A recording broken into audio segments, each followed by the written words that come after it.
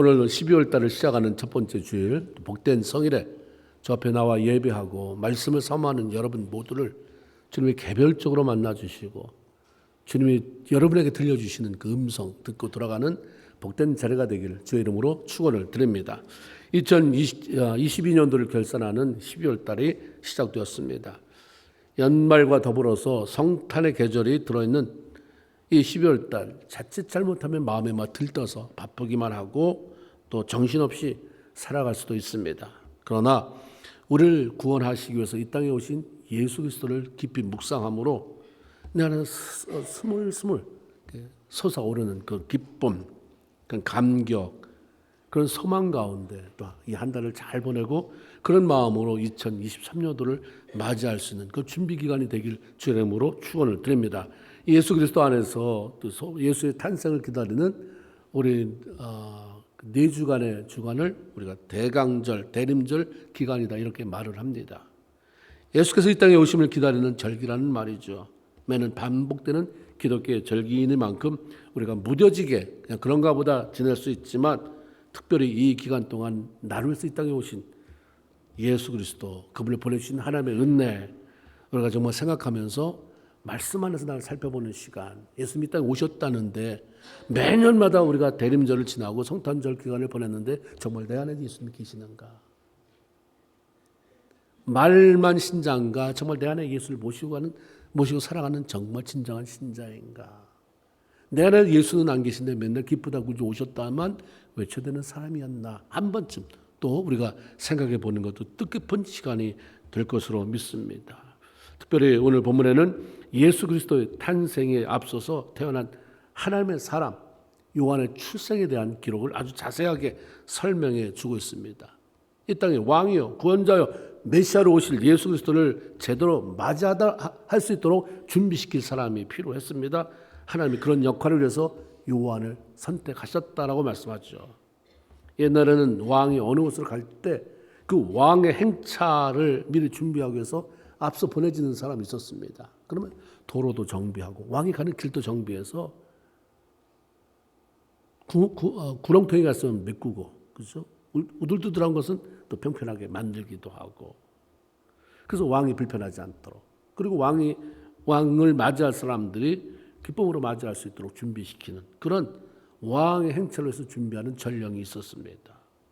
이사야 40장 3절에 보면 선지자 이사야가 외치는 자의 소리여 이르되 너희는 광야에서 여호와의 길을 예비하라 사막에서 우리 하나님의 대로를 평탄케 하라 하는 말씀이 나옵니다.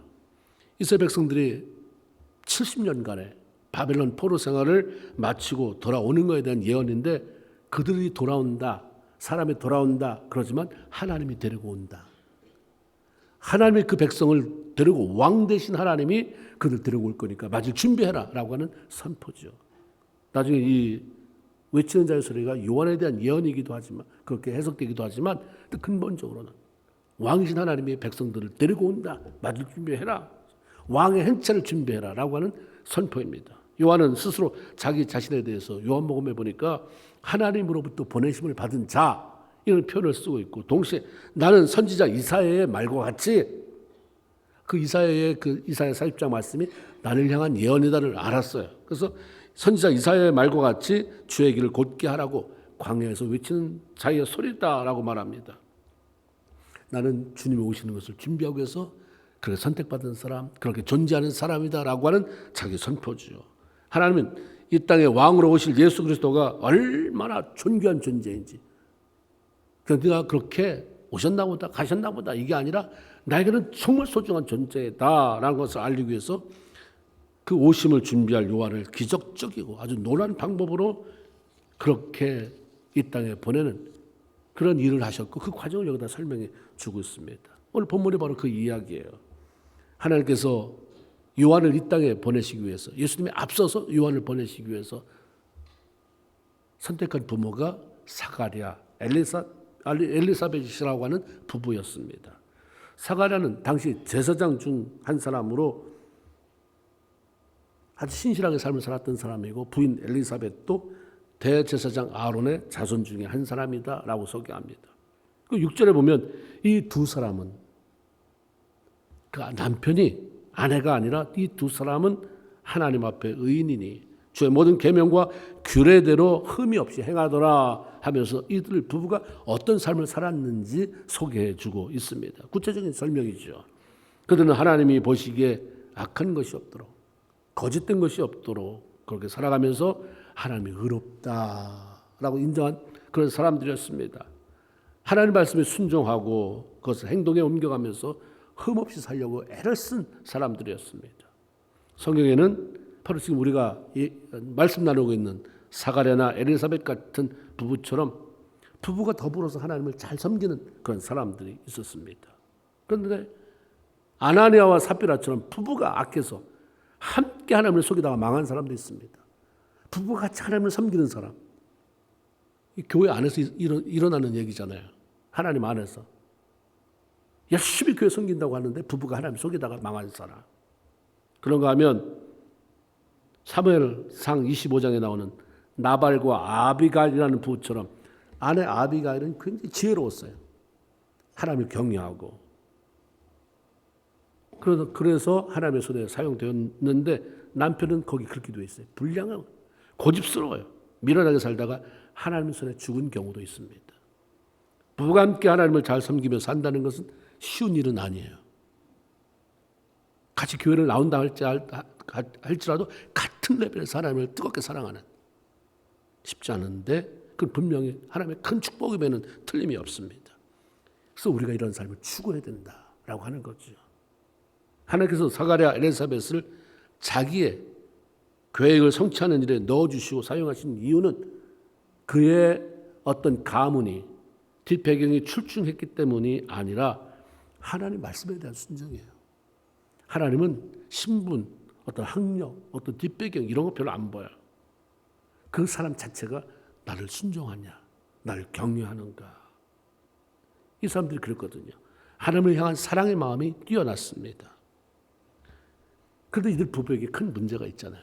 잠깐 읽어드린 것처럼 7절에 보면 엘리사벳이 잉태를 못함으로 그들에게 자식이 없고 두 사람이 나이가 많더라. 그렇게 표현되고 있습니다.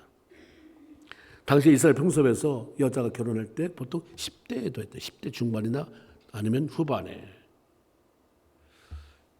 일찍 결혼한 그 여인에게 아이가 없었습니다. 정말 힘든 그때 풍습에 비하면 비춰보면 굉장히 힘들고 고통스러운 시간을 보내는 거죠. 10대 결혼해서 수십 년을 늙어가도록 그렇게 힘들어 삶을 살았는데 이제 미련을 버려야 되는 포기해야 되는 그런 상황이니 얼마나 힘들었겠습니까? 그런데 사가랴 엘리사벳이 그런 고통 속에서도 아무 변함없이 한결같이 하나님을 섬겼다 얘기하죠. 그 상황까지도 변함없이 하나님 앞에 말씀대로 살려고 애를 쓰고 내가 그렇게 간절히 소원하는데 들어주지도 않는 하나님 몰라요 라고 뛰쳐나가지 않았어요. 그 비결이 뭔가? 기도입니다. 어떻게 할 수 있는가? 어느 날 사가랴가 성전에서 섬기고 있을 때 천사가 그를 찾아와요. 13장에 너의 간구함이 들린지라. 이 말을 줘서 알 수 있죠. 너의 간구함이라고 하는 것은 사가랴 남편이 기도했다고 하는 거예요. 아까 우리가 여기 기도하는 엄마 그 팀이 다 나왔어요. 엄마들만 나왔어요. 엄마들 기도 많이 해야 되죠. 자식들과 가까이 지내고 또 모성애가 있고 그러나 굵직굵직하게 어떤 사건마다 문제를 풀어간 것은 남편들이에요. 내가 사가랴가 남편이 기도했어요. 남편의 기도는 굉장히 중요하죠.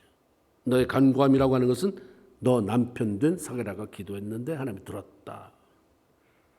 아내도 기도했겠지만 힘든 시기에 남편보다 더 힘들었을 시기에 남편의 기도가 응답되어지고 아내를 살린 것입니다. 아내의 기도로 남편이 살고 남편의 기도로 아내가 살고 부모의 기도로 자식이 살고 이런 삶의 원리가 하나님이 원하시는 것입니다.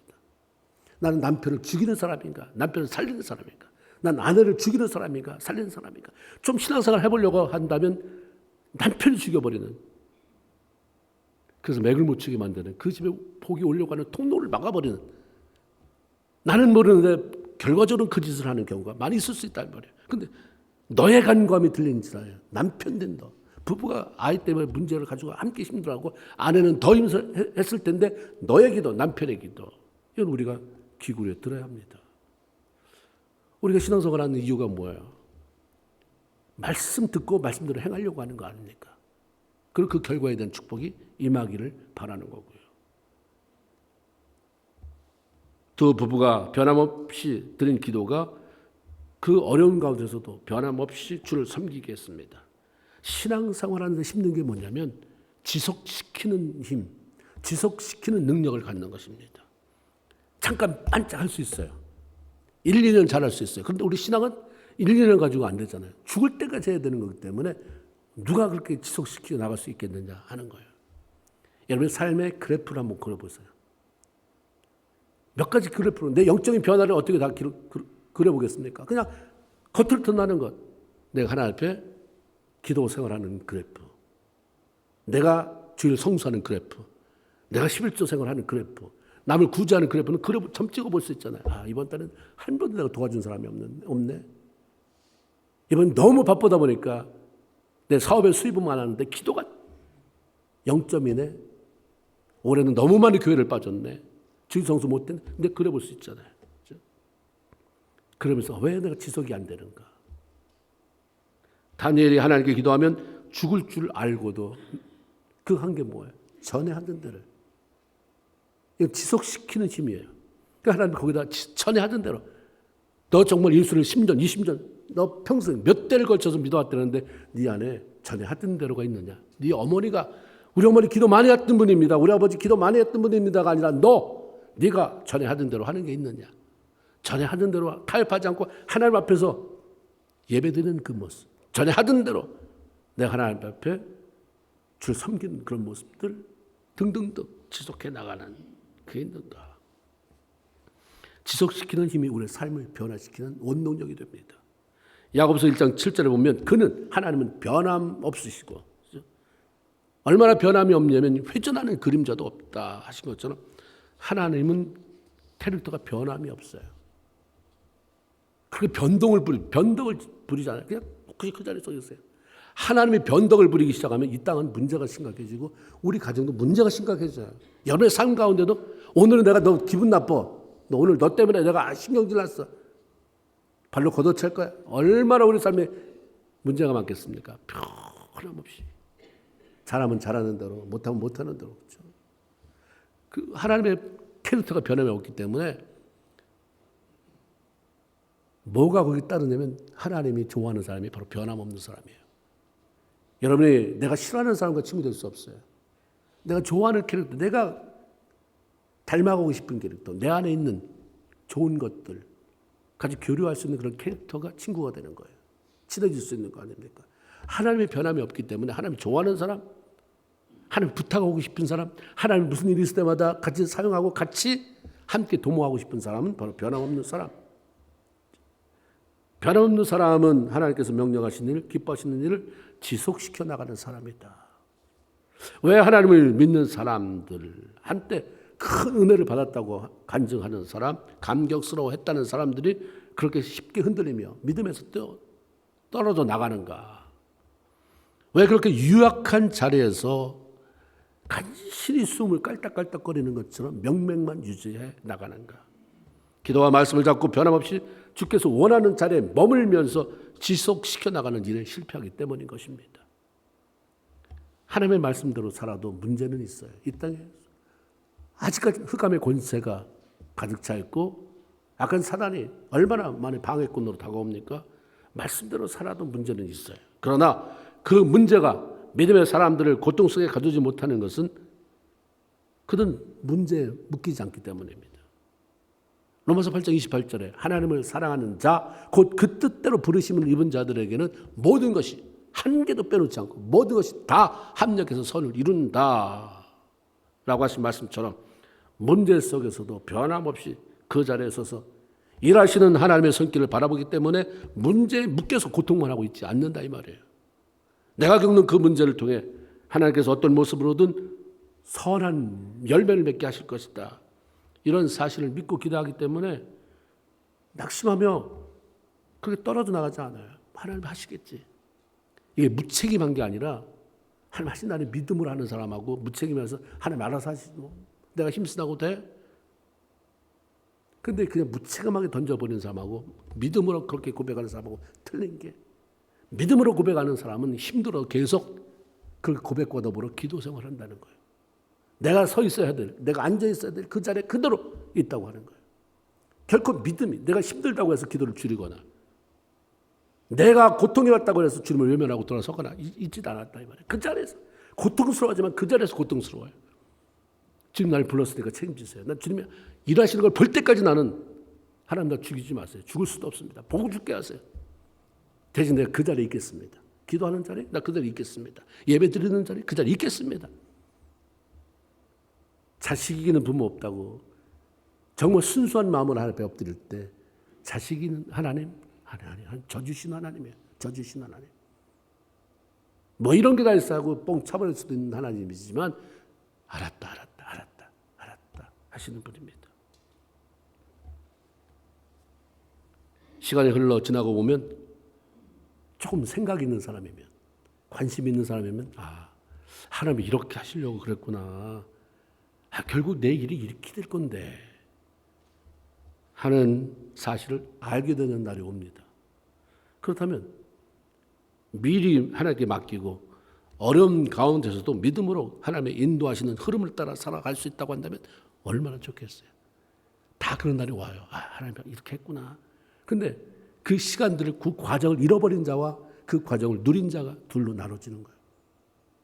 그때 내가 참기를 잘했다. 그때 내가 그럼에도 불구하고 기도하기를 잘했다. 그럼에도 불구하고 내가 하나님 외면하지 않기를 잘했다. 여전히 따가운 시선 속에서도 내가 하나님 바라보고 나가기를 잘했다. 믿음으로 그냥 그거 잡는 거예요. 남들에게는 당연하고 자연스럽게 쉽게 해결되는 일들이 때로는 왜 나에게는 이렇게 힘들고 오랜 세월 고통스러워해야 하는 일로 남아있나 이런 질문이 많은 사람들에게 있어요. 저는 쉽게 되는데 나보다 예수도 오래 믿지도 않았는데 11조 생활도 잘 안 하는 것 같고 듬성듬성 빠지는데 나보다 잘 되는 것 같고 나는 철저히 어려운 가운데서도 봉사하려고 애쓰고 어려운 가운데서 구제하려고 애쓰고 시간이 없는데도 어쨌든 목숨 걸고 주일 성수하려고 애쓰고 했는데 왜 나는 저 사람보다 훨씬 안 되나? 왜 힘든가? 쉽게 되는 일을 왜 나는 이렇게 어렵게 고통 가운데 남아있나? 사가랴 엘리사벳 이런 경우죠. 춘뜻도 사는데 왜 안 되나 나는? 왜? 내 친구는 결혼하자마자 1년 안에 애 낳았다는데 왜 나는 안 되나? 내 친구는 사업을 하자마자 잘 된다는데 나는 하나님 앞에 열심히 11조하고 잘하는데 왜 안 되나? 우리는 잘 몰라요. 하나님만 아시는 답이 있겠죠. 그러나 한 가지 분명한 것은 그 일을 통한 하나님의 놀라운 계획이 있기 때문입니다. 그 사람과 내가 다르기 때문이에요. 하나님이 갖는 계획이 틀리기 때문이에요. 그 수준이 틀리기 때문인 것입니다. 하나님이 그 계획을 이루실 때를 기다리시기 때문이에요. 저 사람은 좀 빨리 돼도 괜찮은 상황이지만 너는 내가 세운 계획에 의하면 좀 시간이 필요하다. 그건 수준이 필요해. 구약에서 아이를 낳지 못해 고통스러웠던 사람들이 여러 명 있지만 우리에게 잘 알려진 사람 중에 하나는 사무엘의 어머니 한나입니다. 물론 여기 지금 사가랴 엘리사벳의 지금 요한을 낳는 과정이 더뎌져서 이 얘기가 나오지만 모든 영역을 다 대입할 수 있어요. 우리 사업, 아이들이 왜 남의 아이들은 잘 되는데 우리는 이렇게 오래 걸리나 등등 하여튼 어쨌든 여기서 지금 아이 한번 초점을 맞춰봅시다. 한나 아이를 못 낳는데 빨리 애를 낳았으면 좋겠는 거예요. 자기가 남편에게도 시댁에게도 주변 사람에게도 그래 명분이 있을 것 같고 명목이 세워질 것 같고 근데 아이를 못 낳으니까 애매하게 남편만 잡아요. 엘가나가 첩을 뒀네요. 아이를 금방 낳았어요. 막 화가 나요. 그래서 성경에 보면 첩을 향해서 분노를 쏟고 화를 나게 만들었다. 그래요. 막 들들 볶는 거예요. 잘못한 게 없는데도 그냥 시기 질투로 그냥 들볶아요. 괴롭혀요. 그리고 남편한테 막 애 낳게 해달라, 애 낳게 해달라. 그러니까 남편이 오죽했으면 야 내가 하나님이냐, 내가 어떻게 애를 낳게 할 수 있느냐. 그 얘기를 하죠. 투정 부립니다. 애 같아요. 밥을 먹지도 않아요. 하나님을 섬기니까 절기 때가 되면 예배당에 올라가요. 성전에 올라가서 제사도 드려요. 가서 예배 드리고 와요. 근데 습관적으로 하는 거지 내려오면 여전히 자기만이 아니라 주변 사람을 괴롭게 하는 아주 고약한 사람으로 살았어요. 그런데 어느 해에 때가 왔잖아요. 성전에 올라갔어요. 늘 하던 거 반복. 제사장도 엘리 그대로 은혜가 왔어요. 은혜가 임했어요. 깊은 기도 속에서 은혜가 임했습니다. 은혜 받고 나니까 그냥 저절로 맡겨져요. 은혜 받고 나니까 뭐 뚝 떨어져 나간 것 같잖아요. 내 짐이 뚝 떨어져서 하나님 앞에 옮겨지는 거예요. 성경에 보니까 수색이 첫째 증거가 뭐냐면 얼굴색이 달라졌어요. 그것 때문에 고민하고 고통스럽고 찌들렸으니까 이게 인상이 자기만 모르지 사람들이 볼 때는 얼마나 그렇겠어요. 성경이 그 얘기 해주잖아요. 수색이 얼굴에 근심하는 빛이 없어지고 그다음에 밥이 잘 먹혀요. 화를 삭히지 못하다가 밥맛까지 잃었는데 이제 마음이 편해지니까 밥맛도 좋아지고 그랬어요. 그래서 바로 그렇게 원하던 아이가 그 가정에 찾아왔어요. 한나가 회개했기 때문에 정신 차려서 사무엘을 주시기로 한 게 아니에요. 하나님은 이미 저 가정을 통해서 내가 사무엘이 태어나게 하겠다라고 하신 거예요. 근데 사무엘이 보통 사람이 아니잖아요. 사무엘은 대단한 사람이에요. 한 세계를 움직였던 하나님의 사람, 선지자. 보통 사람이 아니니까 키울 사람. 저 아이를 임신해서 출생시키고 키울 사람이 그 모태가 튼튼해야 되잖아요. 영적으로 튼튼해야 되잖아요. 그런데 아직 한나를 통해서 내가 사무엘을 받을 것이지만 아직 그 그릇이 안 되는 거죠. 키우는 하나님이 기다리는 거예요. 고통 속에 아무것도 아니고 고통만 당하고 몸부림친 것 같은데 그 가운데 내 내면이 깊어지고 깨달아지고 부셔내고 안 되니까. 남편 잡고 흔들고 주변에 화를 내고 해봐도 달라지는 건 하나도 없어요. 나만 얼굴이 상하고 시계 올리고 나만 상하지. 그걸 서서히 깨달아가면서 은혜 속에 들어가니까 내 내면이 넓혀지잖아요. 그러니까 하나님이 일하시는 걸 보게 돼요. 우리는 이건 지나봐야 아는 거지만 참 우리의 특권은 성경을 통해서 미리 알잖아요. 그래서 성경 읽으라는 말이 남의 인생을 대신 살아. 하나님이 어떻게 하셨는지 미리 좀 봐봐. 그럼 네 인생에 대입시켜. 답이 나온다 이거죠. 자신에게 남과 다른 하나님의 놀라운 계획이 있음을 이 한나가 미리 알았다고 한다면 나에게 하나님 주실 아들은 대단한 아들인가 보다. 그러니까 하나님 나를 준비시키라고 하는 건가 보다. 알았다면 괴롭고 외롭게 보내는 시간 대신 자기를 준비시켰겠죠. 하나님과 더 친밀한 시간을 가졌을지도 몰라요. 그러나 몰랐기 때문에. 몰라도 하나님이 기회를 주시지만 그 과정을 많이 우리가 손상당하게 아파야 되기 때문에. 그래서 우리가 깨닫는 게 지혜입니다. 깨닫는 게 은혜입니다. 사가랴 엘리사벳의 오랜 동안 무자했던 이유는 또 한나와는 또 달라요. 요한은 이 땅에 오실 예수 그리스도를 준비해야 되는 그 길을 준비해야 되기 때문에 반드시 예수님보다는 먼저 와야 되잖아요. 준비할 사람이 먼저 와서 예수님 어서 오세요. 이분이 예수님입니다. 소개해드리니까 예수님보다 먼저 와야 되잖아요. 요한은. 근데 또 너무 일찍 와서는 안 되는 거예요. 한참 요한이 나왔는데 50년 후에 예수님이 태어났다. 이건 또 안 돼요. 후에 요한을 임신한 엘리사벳이 그 모습으로 임신이 배가 부른 상태로 예수님의 어머니 어머니가 될 마리아에게 하나님의 능력의 산증인이 되어 주어야 하는 그 사건이 남아있기 때문에 이 타이밍이 절묘하게 맞아야 돼요. 무슨 말입니까? 마리아가 자신을 찾아온 가브리엘 천사를 통해서 하나님의 은혜를 입은 자요. 아이를 임신하고 아들을 낳게 될 것인데 이름을 예수라고 지어라. 이런 얘기를 들어요. 난데없이. 그때 툭 튀어나온 말이 나는 처녀로 남자를 모르는데 아이를 임신하다니요? 그러니까 성령이 임하고 하나님의 능력이 너를 덮는다면 못할 거는 뭐 있냐. 그러면서 36절에 오늘 뒤에는 안 적었지만 그렇게 얘기해. 그 천사가 예를 드는 게 뭐냐면 샘플로 갖다 준 게 내 친족 너 알지? 너 친척 중에서 엘리사벳 너 알잖아. 늙도록 애기 못 난다고 하는 그 사정 너 잘 알지? 그 여인이 임신했다. 임신하지 못한다고 한 그 여자가 지금 6개월 됐다. 그러면서 하나님의 모든 말씀은 능치 못함이 없다. 이 말하고 사라졌어요. 그러니까 마리아가 어떻게 하겠어요? 임신한다니까 이게 사실인가? 뛰어가보는 거죠.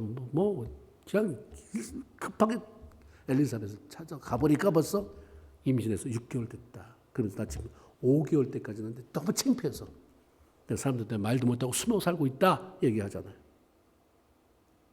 숨어 살 임신한 게 그렇게 원하는데도 부끄러운 것이 될 정도 나이가 들었을 때 임신한 거예요. 사람들이 안 된다고 했을 때.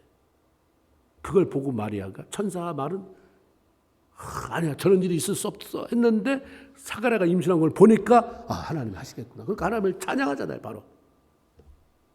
그러니까 이게 요한이 너무 빨리 나와도 안 되고 너무 늦게 나와도 안 되고 그렇죠?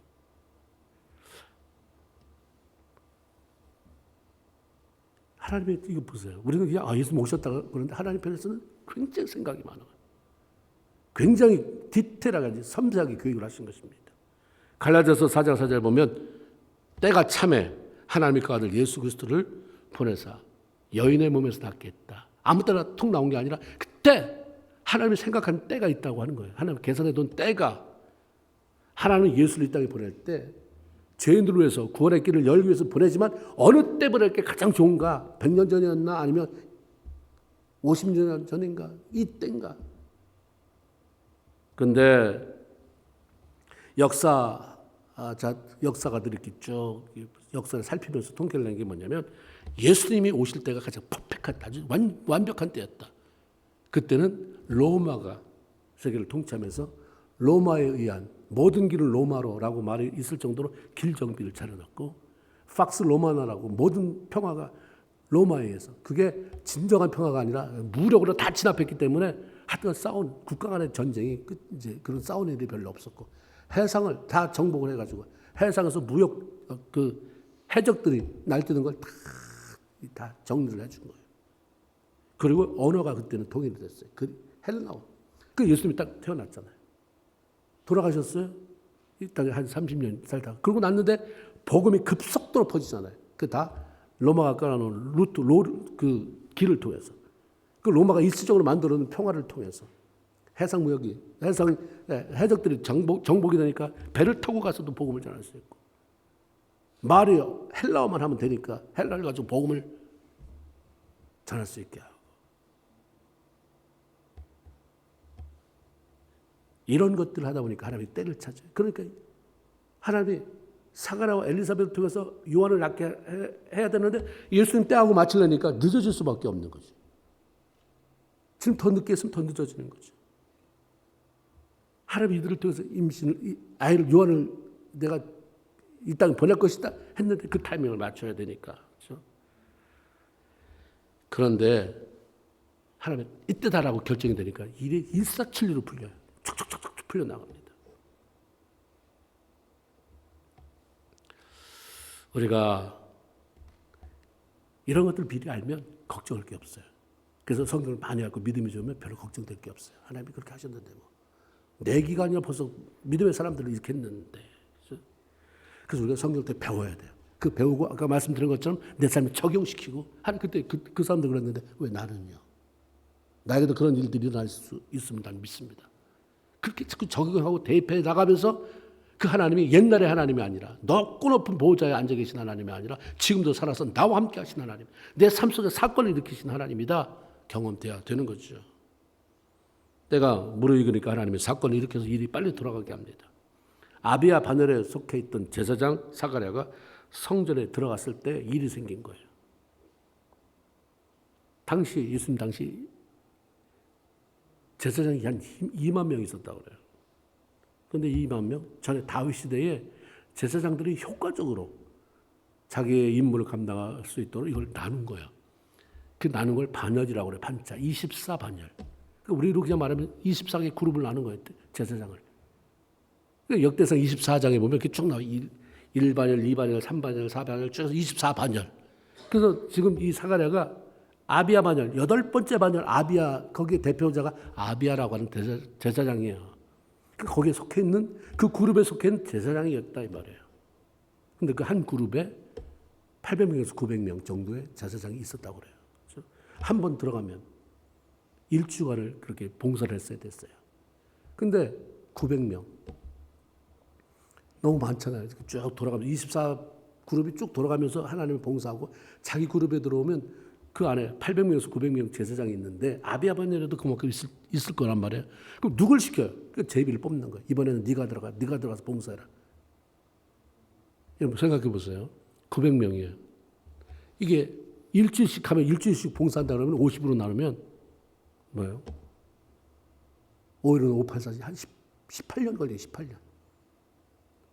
한 번 가서 봉사하고 나오면 자기 차례 돌아갈 때 18년. 근데 성경에 보면 제사장의 나이 연령의 제한이 나와요. 30살부터 50살까지 20년. 그 안에 한 번도 제비를 못 뽑으면 못할 수도 있는 것이고 뽑으면 한 번 아니면 그 다음에 18년 중에서 2년에 걸쳐서 내가 잠깐 800명이면 16년 좀 더 많아지니까 그 6년 어간에 한 번 더 제비가 잘 뽑히면 뽑혀줄 수 있는 거예요. 뭐 그런 상황이에요. 한 번도 못할 수도 있는 거겠죠. 근데 이 사가랴가 그때 지금 딱 풀어놓고 일을 지나가려고 하니까 딱 그 시기에 맞물려서 제비가 딱 뽑히잖아요. 이번에 네가 성전에 들어가라. 근데 왜 들어가라고 했냐면 봉사하려고 들어가는 거지만 하나님 차원에서는 이번에 들어와서 날 만나라.